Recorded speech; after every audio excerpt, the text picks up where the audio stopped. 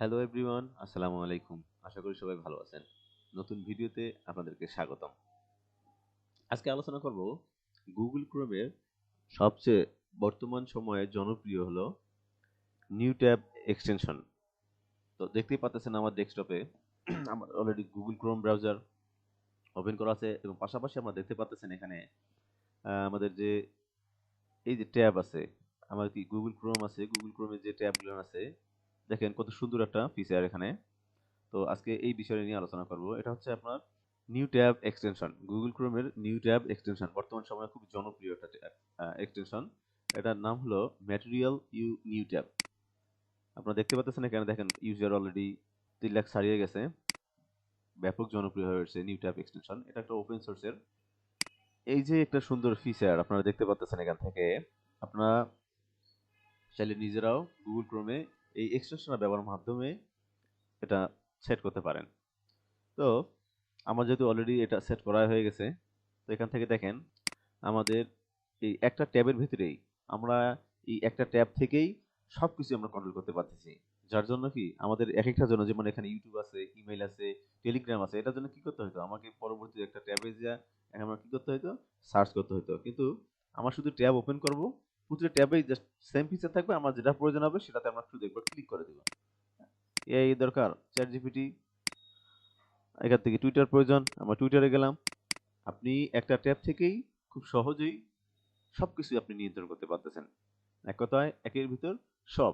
তো এর জন্য আপনাকে কি করতে হবে, আপনাকে গুগল ক্রোম ব্রাউজারে আপনি সরাসরি ওয়েব স্টোর থেকে আপনি এখান থেকে ইনস্টল করতে পারবেন, অথবা আপনি সরাসরি সার্চে ম্যাটেরিয়াল ইউ নিউ ট্যাব নামে সার্চ দিলে আপনার এক্সটেনশনটা চালু হবে, এখানে চলে আসবে।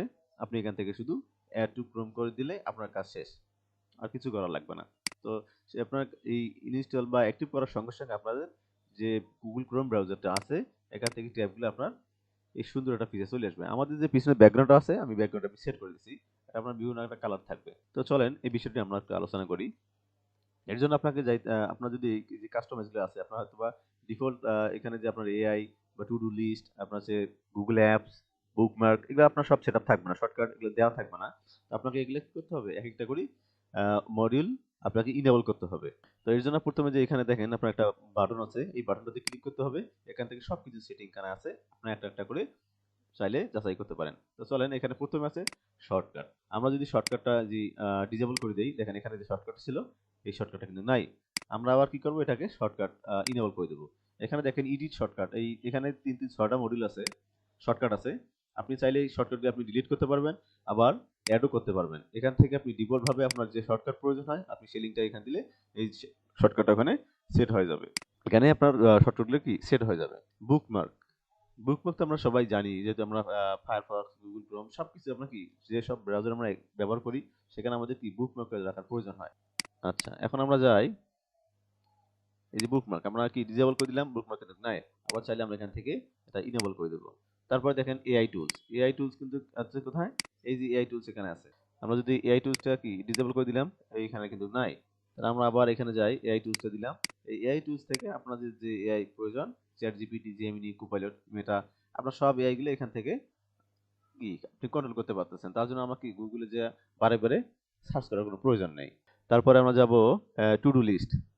টু ডু লিস্টটা হলো, আপনার যদি কোনো কিছু ইভেন্ট থাকে বা কোনো আপনার যদি ডেইলি কোনো কাজ থাকে, যে আজকে আমি কি কি কাজ করব, আপনি যদি এখানে লিস্ট করে রাখতে পারেন, আপনার যে বিভিন্নভাবে রাখতে পারেন, পাশাপাশি আপনি যদি ট্যাবের ভিতরে রাখতে পারেন, আপনি চাইলে এখান থেকে সবকিছু কন্ট্রোল করতে পারতেছেন। এখানে আপনি যা লিখবেন সবকিছু থাকবে, আপনার সব এরকম করে আপনি লিস্ট করতে পারবেন। আমাকে আজকে 5টা কাজ আমার করতেই হবে, আমি এই লিস্টে আমি এখানে এই 5টা লিস্ট আমি এখানে করে রাখলাম। কখন কোন কাজটা করতেছি সবকিছু আমি যদি এখানে টাইম টু সব যেভাবে লেখা প্রয়োজন আপনি সেভাবে লিখতে পারেন। পাশাপাশি যখন যে কাজ হলো, আমার প্রথম কাজটা শেষ, একটা টাইম ছিল 10টার মধ্যে একটা কাজ করব, সেই কাজটা আমার শেষ, তাহলে আমি এখানে জাস্ট এখানে একবার চেক মার্ক করলাম, এটা আমার কি আমি বুঝতে পারবো যে এখান থেকে আমার কাজ শেষ।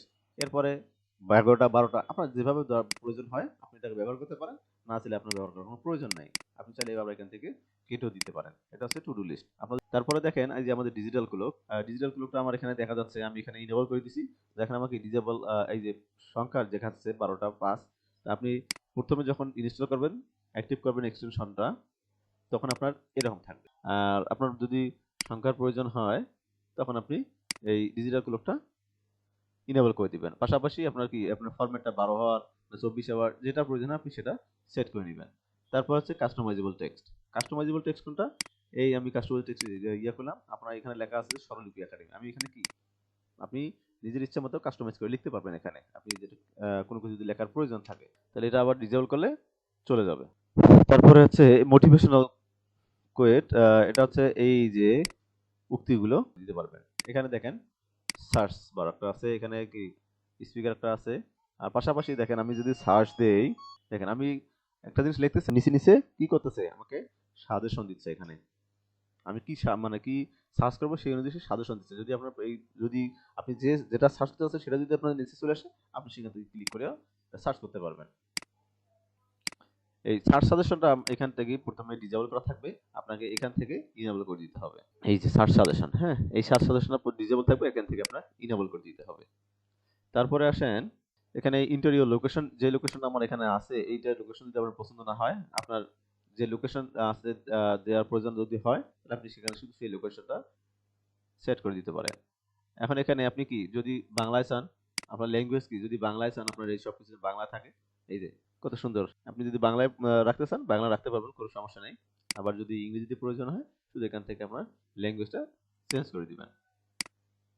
তারপর হচ্ছে আপনার দেখেন এই যে আমার কি নিচে ব্যাকগ্রাউন্ড আছে না, আমার যদি ব্যাকগ্রাউন্ড যদি প্রয়োজন হয় ব্যাকগ্রাউন্ড দিতে পারেন, অথবা চাইলে এখানে বিভিন্ন ধরনের কালার আছে আপনি কালার দিতে পারেন। এই যে কালারগুলো চেঞ্জ হচ্ছে, পাশাপাশি আপনার ব্যাকগ্রাউন্ড কালারটাও চেঞ্জ করতে পারবেন। সেক্ষেত্রে আপনার কি করতে হবে, এখান থেকে এই যে আমার ব্যাকগ্রাউন্ড একটা ওয়ালপেপার দেওয়া আছে, এখানে আমি এটা ডিলিট করলে এই চলে গেল, ঠিক আছে। এই এখন ব্যাকগ্রাউন্ড দিলে মোটামুটি ভালো লাগতেছে। ওয়ালপেপার কোনো কাজ নেই, এইভাবে ওয়ালপেপারটা সেট করে দিবেন। আবার পাশাপাশি এই যে আপনি সব কিছু সেট করে রাখছেন, হ্যাঁ, এটা চাইলে আপনি কি করতে পারেন, আপনি এই যে সেটিংটা আছে সেটিংটা আপনি আবার এক্সপোর্ট করে রাখতে পারবেন। শুধু এখানে ব্যাকআপে ক্লিক করলে আপনার ফাইলটা এক্সপোর্ট হয়ে থাকবে। আপনি যদি এটা আপনার ডিলিট হয়ে যায় বা এক্সটেনশনটা রিমুভ হয়ে যায়, পরবর্তীতে আপনি আবার এক্সটেনশন ইনেবল করার সঙ্গে সঙ্গে আপনি শুধু ওই সেটিংটা রিস্টোর করে দিলে আপনার আগের যে সেটিংটা ছিল সবকিছু এখানে চলে আসবে। আজকে এ পর্যন্তই। তো অবশ্যই সবাই ব্যবহার করবেন, যেহেতু একের ভিতরে আমরা সবকিছু পাচ্ছি, এক ট্যাব থেকেই সবকিছু আমরা নিয়ন্ত্রণ করতে পারতেছি। আপনারা এখানে দেখতেই পাচ্ছেন ইউজার আস্তে আস্তে বাড়তেছে। যারা তৈরি করছে তাদেরকে অসংখ্য ধন্যবাদ। তো আজকে এ পর্যন্তই। আসসালামু আলাইকুম, সবাইকে অসংখ্য ধন্যবাদ। ভিডিওটি ভালো লাগলে অবশ্যই লাইক, কমেন্ট এবং শেয়ার করে দিবেন। পাশাপাশি আমার চ্যানেলটিতে সাবস্ক্রাইব করে দিবেন। ধন্যবাদ সবাইকে।